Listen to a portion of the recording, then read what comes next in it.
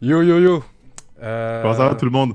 Normalement, on nous Bonsoir voit tout le bien. monde, Merci à Rio d'être venu. Bonsoir à toi. avec très grand plaisir. Bonsoir tout le monde. Bonsoir tout le monde les gars. Malheureusement, on n'aura pas eu l'exclusivité de la caméra. Mais il est venu, donc on Oui, se pardonne, oui, on se pardonne, on oui, se pardonne. Peut-être pour une prochaine fois, peut-être. Voilà. Peut-être pour une attention. prochaine fois. Voilà, Il s'est dit en exclusivité, abonnez-vous. c'est dit. En Exactement. tout cas, Rio, c'est un plaisir de t'avoir parmi nous pour parler de cet arc, de cette saga Ines Lobby, hein, même Yes. si bon, c'est pas peut-être pas le bon mot. Bah, j'ai envie de dire, ce que tu peux te présenter, peut-être pour ceux qui Bah, ne te écoute. connaîtraient pas. Plaisir partagé. Ryo Sensei, youtubeur One Piece, le plus détesté de vos pro-amiraux préférés. Écoutez, je fais des vidéos, des théories. Juste avant qu'on commence l'arc, j'avais Mhm. une petite question, peut-être que tu y as répondu sur Twitter, ou peut-être tu vas répondre plus tard, donc Ouais, dis-moi. pas maintenant. C'est concernant le fait que Zoro soit un random. Ça a été Mhm. confirmé récemment Ah par. oui, oui. j'ai vu ça passer aussi. Qu'est-ce que t'en penses, toi? Oda, il a dit C'était ça logique, dans un c'était SBS cohérent. comme ça. Zoro random, prenez pas la tête. Bah, on a déjà Luffy qui est un fils de Dragon Garp, Mhm. Sanji, grande famille.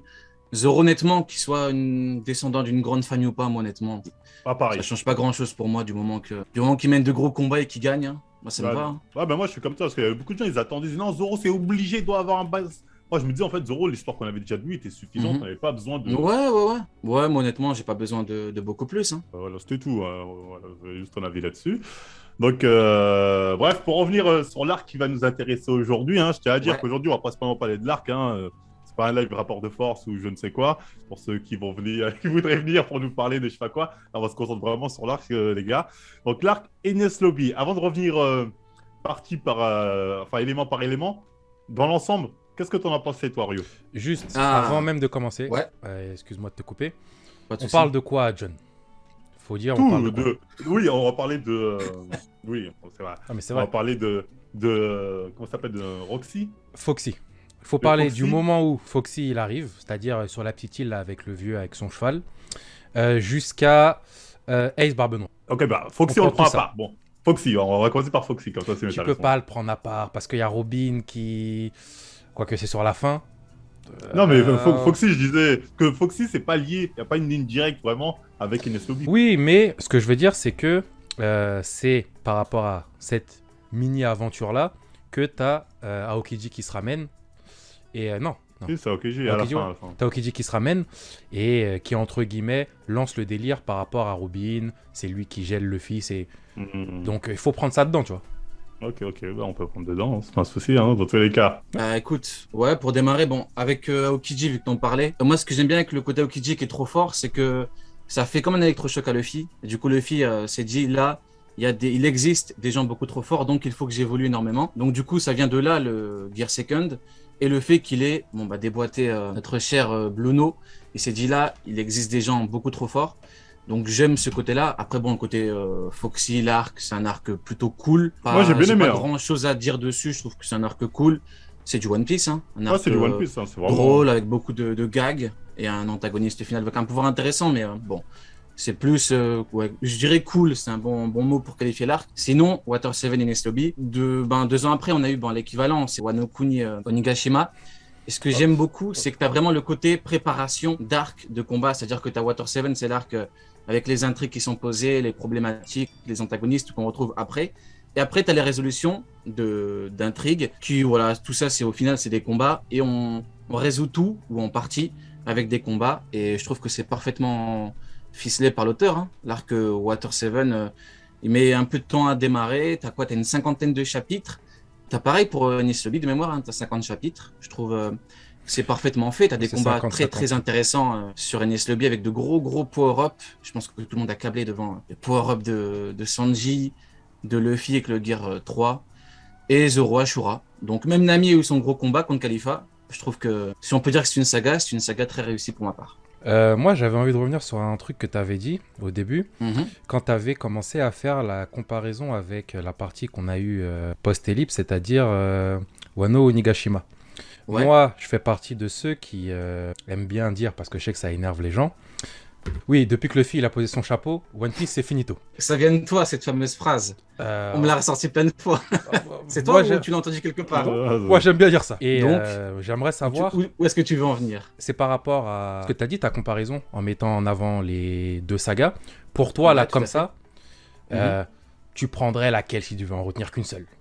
Ah, écoute, moi je suis partisan de la puissance, donc forcément 2 ans après c'est bien plus puissant. Avec des power-up, c'est largement supérieur. Maintenant, si tu parles en termes de narration pure, c'est différent. Tu as des problématiques différentes, les enjeux sont différents. Après, on retrouve un Armantic, mais le côté Armantic sur Wano Kuni, on le découvre vraiment surtout vers la fin. Après, tu as l'héros, tu as le rêve de Luffy et tout. Moi, écoute, je partirais plus sur du Wano Kuni Onigashima. Maintenant, je comprends que certaines personnes préfèrent Water 7 Inesobi c'est les Inesobi, ouais, c'est l'un des arcs préférés tout court. Hein. Ok, non, c'était une question comme ça, comme tu as fait le parallèle entre les deux. Je me suis dit, je posais la question. Ouais, parce que c'est vraiment des arcs qui sont. Moi, contrairement à toi, moi, je suis l'inverse. Je suis pas trop partisan de la puissance, je suis plus partisan des bonnes histoires. Et comme tu as dit, je trouve que dans la narration, Water 7, bref, tout ce que tu as dit avant, c'est mieux raconté, c'est mieux compté. Et surtout, les tensions sont mieux amenées. Moi, je dis souvent que cet arc-là, il y avait Chef Taku qui a fait une vidéo il n'y a pas longtemps, il a dit que c'était le prime de One Piece. Je ne sais pas si c'est le prime de One Piece, mais en tout cas, moi, à l'époque où j'ai lu cet arc-là, on l'a comme ça, c'est là où pour moi, One Piece est rentré vraiment parmi les grands. Vraiment, mais tu l'as lu d'un coup ou semaine par semaine? Non, ça rentrait semaine par semaine à l'époque où je suivais. Moi. Ok. À l'époque où je suivais, c'était pas, ça date. Hein. On suivait les chapitres en sortant. Et franchement, nous, c'est avec le délire de l'équipage, tout ça qui s'embrouille. Ouais, là, je comprends. en tout cas, pour moi, à partir de là, je dis, ok, One Piece maintenant, c'est niveau Naruto, Bleach, Itachi. Là, il y a match. Parce qu'avant ça, pour moi, One Piece, c'était un manga sympa, cool. C'est vraiment le manga. À partir de cet arc-là, pour moi, là, ça. Okay. Ah, mais c'est indéniable, hein. Enies Lobby, ouais, ça rentre dans une autre dimension à partir d'Enies Lobby, ça c'est sûr. Là, on voit Même si on avait eu Alabasta avant, mais ouais, je comprends. Maintenant, beaucoup ont lu d'un coup l'arc et ceux qui. C'est différent, tu vois, quand tu regardes Whole Cake, ceux qui ont lu semaine par semaine, il y a eu beaucoup de plaintes. Bon, je faisais les reviews à l'époque. Alors que maintenant, bon, les nouveaux lecteurs, entre guillemets, bon, je parle avec beaucoup de nouveaux lecteurs, il n'y a pas entre guillemets, les critiques qu'il y avait à l'époque quand il y avait semaine par semaine, quand tu avais le côté un petit peu gâteau, mais tu avais une semaine plus la pause, ça fait 2 semaines, et donc les gens s'énervaient un petit peu, s'agaçaient, donc voilà. Je pense que quand tu lis tout d'un coup, c'est différent. Pareil pour Dressrosa à l'époque, c'est long, c'est beaucoup de trucs, mais quand tu lis tout d'un coup, c'est différent. Maintenant, toi, tu as lu semaine par semaine, donc c'est un peu... Non, moi à l'époque j'avais lu semaine par semaine. Hein. D'ailleurs, quand j'avais commencé de manière d'Ether One Piece, c'était au début de l'arc Water 7, ça a commencé au début de ça. Donc j'étais vraiment pris dans le truc comme un ouf. Hein. Mais tu vois que c'est vraiment pareil. Hein. Wano Kuni, Water 7, si tu fais vraiment. Je pense que si tu as l'arc, puis tu as eu beaucoup de critiques à l'époque de Wano Kuni, il y a 2-3 ans. Si tu fais un arc comme Water 7 aujourd'hui, je pense que c'est pareil. Hein. Les critiques, je pense que c'est vraiment la même chose. Sauf que. La différence étant que le niveau de puissance en général a énormément évolué. Mais sinon, en termes de thématiques, c'est plutôt similaire. Mais maintenant, comme tu dis, c'est raconté différemment. Moi, je suis d'accord avec toi quand tu dis que c'est plutôt similaire. Mais en relisant, je me suis dit, comment je peux relire un truc qui date d'il y a longtemps? C'est lourd. Et c'est mieux pour moi que ce qu'on a eu là, même si les puissances. T'as relu Wano Kuni ou pas? Est-ce que t'as relu Wano Kuni il y a pas longtemps? Si tu relis Wano Kuni, t'auras pareil, je pense. Tu te diras la même chose. On avait relu quand on a fait le truc avec. Le truc avec. Ouais, c'est ça, c'était quand? Non, c'est vrai. Si, on a fait un live avec le Raptor. T'es sûr? Si, il y a. Ok. Il y a 2 mois max, je pense. Hein. Ouais, c'était 3-4 mois. Et tu t'es dit la même chose. Enfin, tu t'es dit, c'est moins bon que Water 7. Je t'assure que. Franchement, largement. Moi aussi. Moi, personnellement. Ok. Bon, après, je te crois. Après, j'ai pas relu Dressrosa, j'ai pas relu Tatati Data. C'est pour ça que là, cette relecture nous permet de revivre. Et là, j'ai pas de titre. Là, quand j'ai lu, en fait, j'étais comme un fou. Bam, putain, qu'est-ce que c'est lourd. Oh putain, Oda, le génie. Oh, le cul, qu'est-ce qu'il a bien fait. Ah, par contre, Kikou, t'as dit un truc du genre Water 7, vous pouvez le relire en 45 minutes. Donc, si tu l'as relu en 45 minutes. Non, mais je trollais. Ah, dit ça va. Si, je l'ai vu passer. Ah, bon. Ça, j'ai trollé. Si tu l'as relu en 45 minutes, je comprends.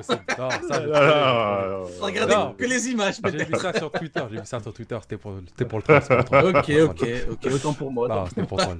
Mais non, même avec la relecture de Wano Kuni qu'on avait fait quand c'était terminé, je trouve vraiment que Enies Lobby Water 7, c'est mieux. Comme il a dit John, au moment où ce truc-là il était sorti par rapport à One Piece, tu rentrais pour moi dans un autre délire. One Piece au début, on avait eu plein de petites aventures, etc. avec des passages plus ou moins sérieux. Là, en fait, on a eu ça sur une saga, je trouve. Alors qu'au début, avec Foxy, par exemple, on était vraiment sur un truc, c'était marrant, tu vois, la petite course, Foxy, moi, je trouve ça cool, Nami Robin, la petite course, le petit combat avec Zoro Sanji, le petit truc de boxe avec Foxy et Luffy. Après, ça joue, hein. Ça aussi, ça joue, hein. Vu que tu passes de Foxy à un arc beaucoup plus, entre guillemets, dur, ça joue. Tu te dis, tu passes, tu as une autre étape, alors que bon, Wano Kuni, c'est différent. Tu sais que après Whole Cake, il fallait que... C'est différent. Maintenant, Whole Cake, c'est déjà un arc compliqué. Big Mom n'est pas tombée parce qu'elle ne pouvait pas tomber. Elle était bien trop forte. C'est pas comme Foxy, où tu avais vraiment le côté enfantin, on va dire. Et après, tu passes à, t'as des assassins, CP9... T'as le flashback avec Robin, c'est un flashback plutôt lourd. Moi j'ai préféré, entre guillemets, le flashback de Franky. Hein. Oui, après le flashback de Franky est lourd, hein, avec Tom et tout. C'est ça, en fait, c'est parce qu'aussi, il y avait le délire avec c'est lui qui a construit le bateau du roi des pirates, la fierté d'un artisan, le machin. C'est cool. Ah non, mais il y avait du vrai, même Oda dans la maîtrise de l'arc. Là, on est pareil, on avait fait une review pareil sur l'arc Enner que j'ai trouvé moi aussi magnifique. Tu sens que l'arc, en tout cas, c'est la sensation que j'ai quand j'ai relu, est maîtrisé du début à la fin. À dire, Franky au début qui est présenté comme un loupard de quartier, et au final, un élément déterminant dans l'histoire qui est lié à Petit Flamme, qui est lié au bateau, j'ai oublié plutôt, c'est ça. Moi, j'ai du mal avec les noms. On va rentrer par le col. Tu vois, comment ça a été introduit, la narration, même le fait que les mecs de Galila Company aient été des agents doubles, tout ça. C'est un arc où tu es là, oh putain, oh non. Et en plus, c'est un arc Robin dans qui lequel... disparaît. C'est ça que j'allais dire. Il se passe beaucoup de choses. Hein. T'as à la fois le passé de Robin qui est mélangé à tout ça et qui est introduit avec l'arrivée d'Aokiji, sachant que c'est un amiral qui arrive. Il aurait pu les fumer comme il voulait. T'as le délire avec... Comme il a dit même John... ça, c'est bien fait, l'amiral. Hein. Quand l'amiral arrive, c'est là tu te dis... Parce qu'on avait déjà eu ça avec Miwox. Au début, quand il vient, il leur fait montrer que vous n'êtes pas au niveau. On change de game. Et Aokiji qui se ramène, qui monte encore un niveau. Là, je pense que toi aussi, Réo, quand t'as vu ça au début, t'étais comme un fou. Oui, bien sûr. Et là, oui. c'était... En plus, la scène... D'ailleurs, j'ai démarré l'émission en parlant de ça, justement, avec Aokiji. Donc, tout à fait, c'est très, très bien fait. Et puis, la relation qu'il a avec Robin, c'est pas mal. Et puis, quand on a le flashback... Tout est parfaitement fait, de toute façon. Exactement, mais pour revenir c'est incroyable. Dans ce combat-là, ce que j'ai bien aimé, c'est que c'est la phase de fin que dit Aokiji.